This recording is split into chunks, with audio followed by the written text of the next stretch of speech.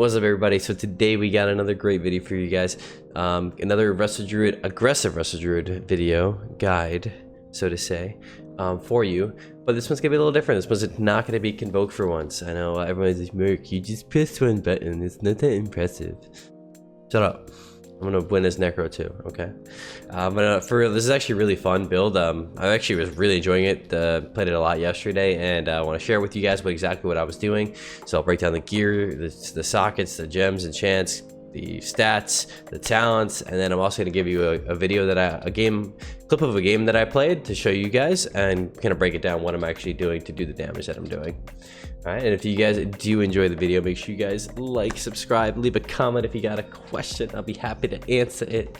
So first things first, we're gonna just admire Marker's new transmog. So you guys should just all bow down to me because my mogs are just phenomenal. But this was actually really cool. I got the Dark Ranger skin yesterday, so I made a mog around it. I think it looks awesome. But anyway, let's get ready to do it. Okay, so for the gear and stats setup, so most importantly, 0 tier. Okay, so this is gonna take a hit on your healing. You got to get used to it, but you're gonna run 0 tier just because that's gonna be able to maximize your versatility and haste. Okay, because that's what you want to be maxing out. Verse haste, specifically verse. You lose quite a bit of versatility when you are running the tier, because there's 3 pieces, 2 out of the 4 that you'll have won't have verse on them. All right. So and I'm also gonna show you something how I figured out what stats to break down with as well. So for the gear wise, it's gonna be just all haste first gear. So every single piece of haste first. There's only one piece that's not gonna be, and it's my gloves. If I really wanted to min max it, I would move my Unity over to gloves and take the haste first belt. But you know, I'm just not gonna put the time into that right now. If I had gold, I would do it. So we have our haste first helm. We have the drafted defocus, which is going to be the important legendary in this build. Haste first, all the way down. All the haste first, okay. Haste first weapon, the insignia for more haste. I'm running the BOE ring with verse main stat, and then this should not be crit. Hold up. Wait, was this crit the whole time that I was playing yesterday? Oh, I'm gonna be upset. Wow, I could have had so much more haste. Okay, well now we know. Let me save that in that build. Dang, I was playing with the crit ring the whole time. But whatever, now we got it down. Okay, so we have our haste ring here.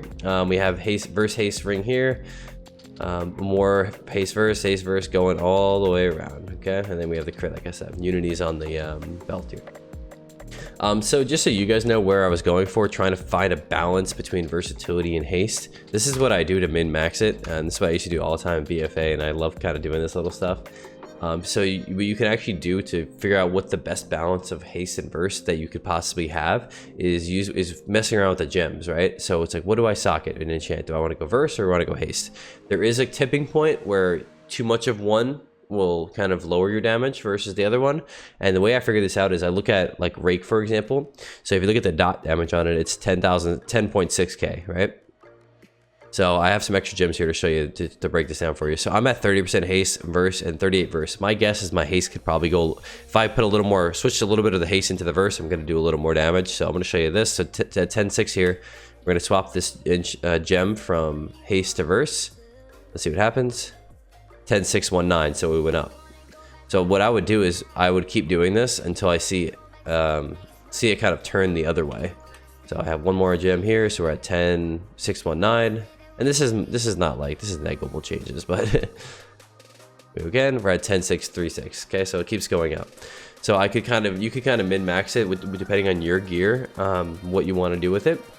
But this is, in general, what I always do to try to figure out what's the way I can do the most amount of damage. Because you can tell if you take off some haste stuff, you kind of switch it around. So just for example here, just to give you guys, so that we're at 10.636, or yeah, 10.636. If I switch out this ring, because this ring, I have the opposite one. So I have the one that's main stat haste. If I put that one on, right? So I'm going to have a lot more haste. I'm at 33% haste.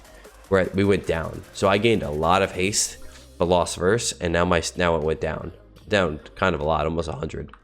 So you can kind of mess around with it and find like that middle ground. Where is it? There we go. Okay, and you could even go more. I've actually opted to go with the movement speed gems as well. So I actually have a 5% movement speed gem on the ring here, and then I also have the Shadowlands speed gem. The reason I do it is because you run really fast. So after Tireless Pursuit, I'm at 177% movement speed already. And being able to run this fast all the time is extremely useful in arena, especially when you're playing offensively like this, because if I ever do get in danger, I can get out very easily. And you'll see in the game how fast I'm always constantly moving. So if I ever need to kind of swerve out of a bad position or something like that, I can do it very quickly without like kind of sacrificing too much. So there's the gear. So haste verse, drafted the deep focus, legendary with the unity, gems and sockets verse. Okay, and then I also have the verse haste BOE thing there. So as for the talents here, the normal talents that you can run.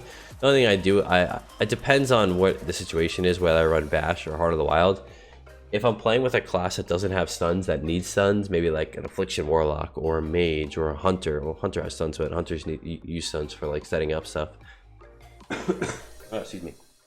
I would opt to run Bash in those cases, but otherwise I just run Heart of the Wild, man. I just get after it and just do more damage, because I already have enough stuns between Rake. If I'm playing with a class like a DH that has so many stuns, what's the point?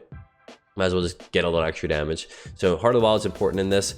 Master Shapeshifter is absolute necessity because your damage is virtually all dots. So you want to make sure you're having Shapeshifter for 30% more bleed damage while in cat form. Okay. As for the Conduits, honestly, there's nothing that you could really run. I've experimented both with running. If you really want to like min-max the damage a little bit more, you could even run Ermire or Bonesmith, whatever. And just because the Serrated Bowlers can do like 2 or 3% of your damage if you're reversing melees that are melee classes that are on you. But for the most part, I usually just stick with Kevin, the Kevin build over here. So nothing. This is literally what you would normally run as a Resto Druid. So nothing changing there. Yeah, that's just about it on the build side of things. Nothing really crazy to it. But now I want to show you guys a clip of a video that I played and kind of commented over exactly what I'm doing here, so you guys can get a feel for how I play like this. And you can do a lot of damage with it. So for the most part, the damage is just going to be coming from keeping up your dots, right? You're essentially a Feral Druid. My openers, let me just go back there 1 second. My openers are almost, I know I didn't get a perfect one here, but it's usually going to be just Rake, one combo point Rip, Swarm, Moonfire, Sunfire as you're running away, and then throw up some hots and whatnot. So you're going to be, when you play like this, you're going to want to find a balance, right? So between healing and damage. So when I'm like, my point of this game was with a DH, I just want to zug the freaking healer. Excuse me, the healer down as much as possible. So I'm going to be just keeping dots on myself and keeping hots on myself and dots on the other person, constantly finding them around.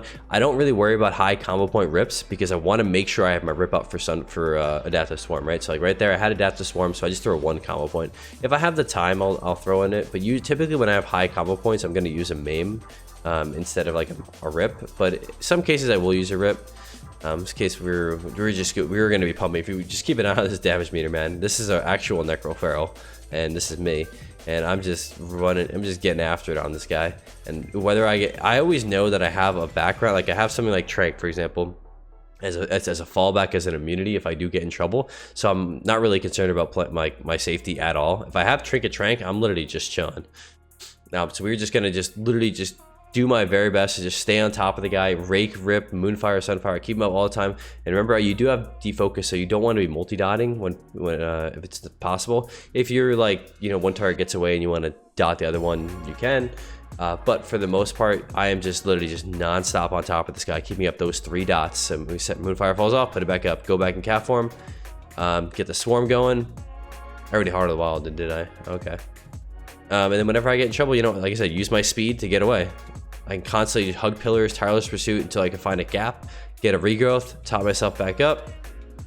I think I kicked on clone on purpose there so that I can swarm or fleshcraft, and then the guy just gets out pressured down. So I'm literally, if you look at breaking down the damage, I'm literally doing the same as my DH. Basically another DPS coming out of you, and my healing is keeping up with him as well. And the reason that this is kind of effective, especially if you're playing with classes that work with this is actually a really good option for Fury Warrior. I've noticed I've really struggled playing with Convoke with Fury Warriors because they're just so Zug that it becomes hard to heal. But if you actually Zug with the Zug, man, you become one with the Zug, it actually helps out in the end, because if you just can create all this pressure, it'll just snowball, and the other team will not be able to, you know, combat, because the more damage you're doing, the less they're going to play offensive. Like that Pharaoh was forced to try to peel the entire game, and because of that, he's playing less offensive, which means I'm taking less damage, which means I have to heal less. So it kind of all comes full circle. You know what I'm saying? But yeah, this is the build that I was using to kind of do the most damage I could possibly do. It's actually a lot of fun, and I'd highly recommend it if you guys do want to try something out new. You know, conquest caps are unlimited now, so you can kind of mess around with all this kind of stuff. So if you guys do have any questions about this build or the play style of it exactly, make sure you guys leave a comment.